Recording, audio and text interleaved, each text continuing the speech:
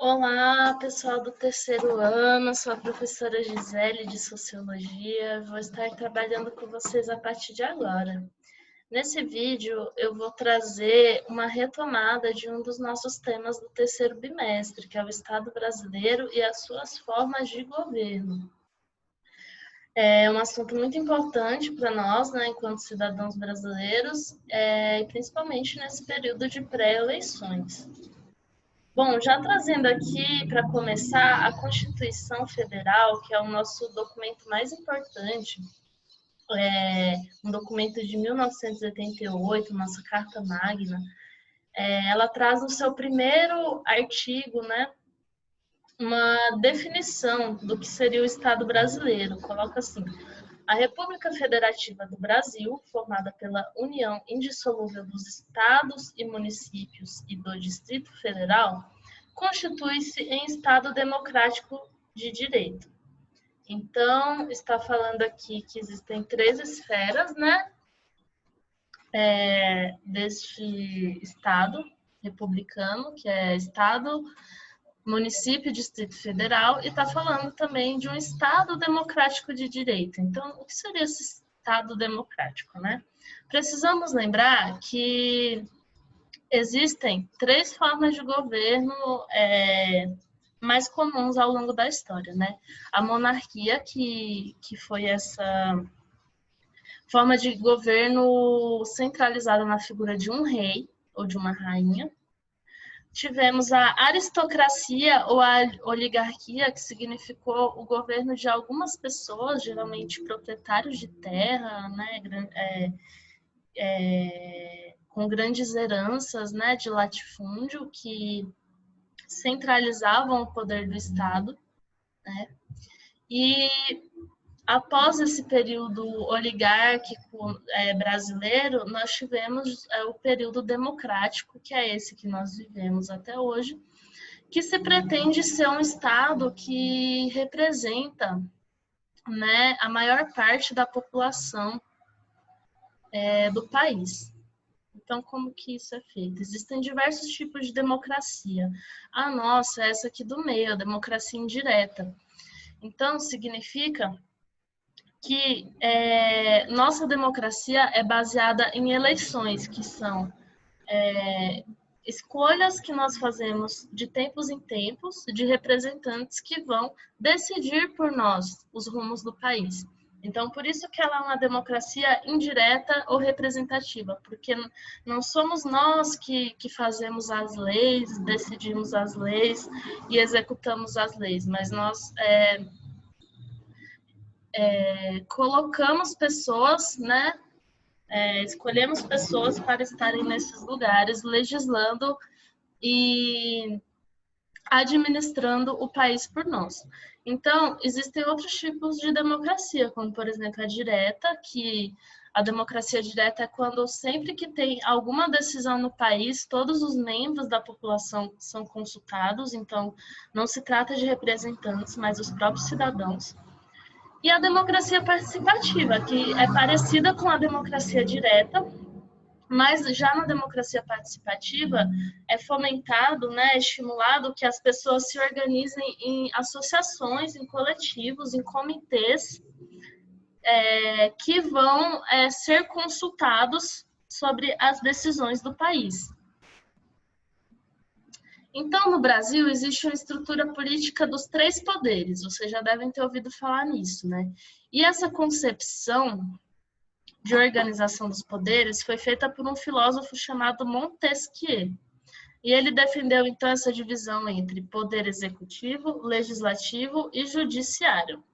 Então, esses três poderes, cada um faz uma coisa, eles atuam de maneira independente, mas a ideia é que eles tenham uma interligação, uma harmonia. Então, um deve fiscalizar o outro em seus três níveis, que é o federal, estadual e municipal, né? Nós sabemos que tem governo federal, governo estadual e governo municipal.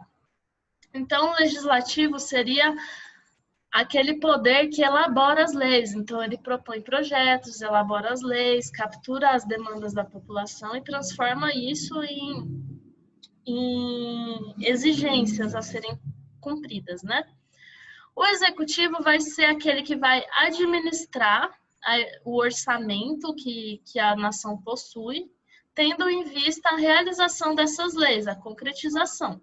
E o judiciário, ele vai fazer com que essas leis realmente sejam aplicadas no sentido de fiscalizar se realmente está sendo feito, e ele também vai cuidar de alguns conflitos que puderem existir, né, entre pessoas civis, né, entre cidadãos comuns, né, que tem algum problema com a justiça, ou então até mesmo obrigações que o Estado deva cumprir com o cidadão e não esteja cumprindo, ou então a obrigação, né, o trabalho de algum governante que esteja se configurando enquanto algum tipo de ato ilícito, né? Aí aqui nós trazemos, então, que existem essas 3 esferas do Estado brasileiro, né? Federal, estadual e municipal, e cada um deles tem um representante dos 3 poderes. Então, na esfera federal, temos o presidente da República. Então, ele vai executar as leis, ele vai administrar o país, né? Através desses orçamentos. Mas como ele é o soberano, ele tem o poder de veto. Então, o legislativo do federal, que é o Congresso Nacional, com os deputados federais e senadores, eles podem elaborar leis que podem ser aprovadas, e se são aprovadas, elas vão ser cumpridas pelo presidente, mas o presidente tem o poder de veto, como ele é soberano. Então, o que é que significa? O presidente pode simplesmente anular essa lei que foi aprovada aqui, nesse segundo quadrinho do Legislativo. E aí temos o judiciário das esferas, né? Então, na esfera federal, o Supremo Tribunal Federal, o TRF, o TRE, o Tribunal Regional Eleitoral, e assim vai. O estadual, essa esfera estadual, o executivo, né? Aquele que administra e organiza, é o governador do estado. Então, ele não elabora leis. Quem elabora leis é a Assembleia Legislativa do Estado com os deputados estaduais. Já na esfera municipal, quem cuida do orçamento e administra, né, a execução das leis é o prefeito do município. E a Câmara Municipal de Vereadores, que é aqueles responsáveis por sugerir projetos, né, e leis que atendam à demanda da população. E aqui também vai ter os órgãos judiciários, né, de cada uma dessas esferas, que eles vão fiscalizar, né, o funcionamento.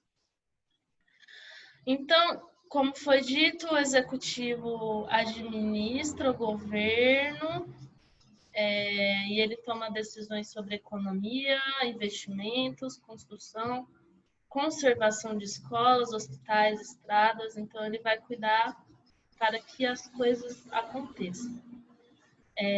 O legislativo vota as leis em nome da população e fiscaliza os atos do executivo. Então, o legislativo também tem essa função de cobrar o executivo, né? Os vereadores, por exemplo, têm que ficar de olho se o prefeito realmente está fazendo o devido uso do orçamento para os projetos que devem ser executados, aplicados em prol da população. E o judiciário, ele faz com que as leis sejam aplicadas, decidindo conflitos dos cidadãos entre si e entre os cidadãos e o Estado, né? Foi o que eu já falei. Então,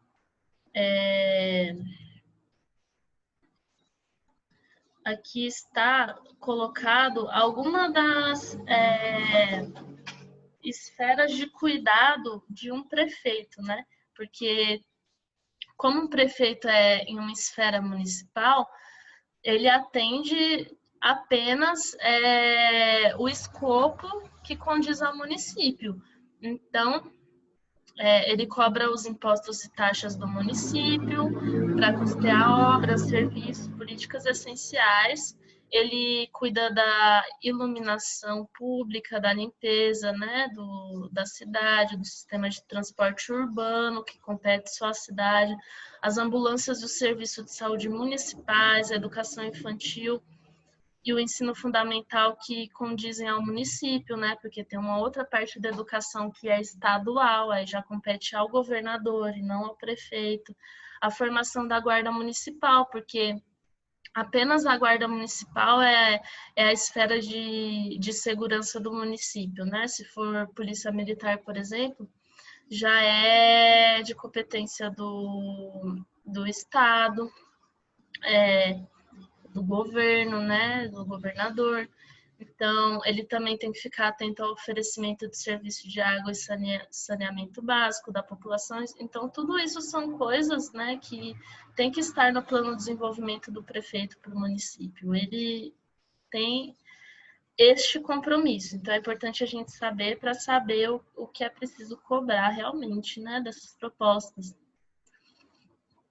Então, o vereador, ele já trabalha nesse poder legislativo, né? Então, ele vai ter um papel semelhante ao dos deputados e senadores nas esferas do município.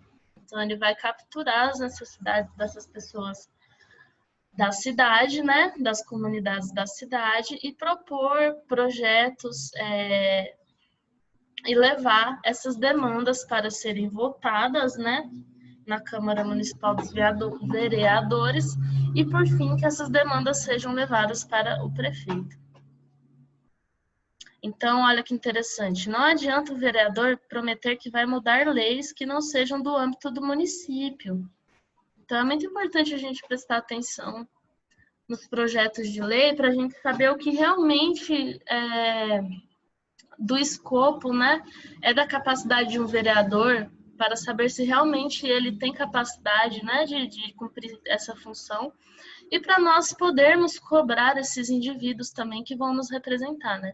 Então, eu coloquei aqui o site do tse.jus.br, que é a plataforma em que nós podemos entrar e consultar tudo a respeito dos candidatos de 2020, né? Ver o plano de governo dessas pessoas, suas propostas, se eles são ficha limpa, se eles são ficha suja, quais são as propriedades privadas desses indivíduos, né? Se eles têm um grande capital acumulado ou se eles são pessoas comuns, que nem nós, né? Então dá para saber tudo isso aqui, entrando nessa parte aqui, ó, conheça os candidatos de 2020.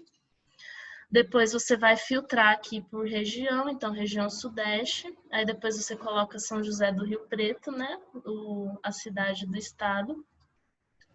E é isso, assim nós podemos acompanhar, poder escolher melhor esses nossos representantes e dessa maneira, conhecendo eles bem, porventura seja necessário, podemos cobrá-los, né? Então é isso, a democracia ela só se efetiva se realmente esse conhecimento chega para nós, né? De todos esses detalhes. Então não é porque a gente vota que necessariamente vai haver democracia. É preciso que esse processo todo seja entendido e feito com muita responsabilidade, né? Então, espero que tenha contribuído, né, para a discussão da nossa disciplina e para os nossos deveres enquanto cidadãos. Então, eu fico por aqui e bons estudos a nós.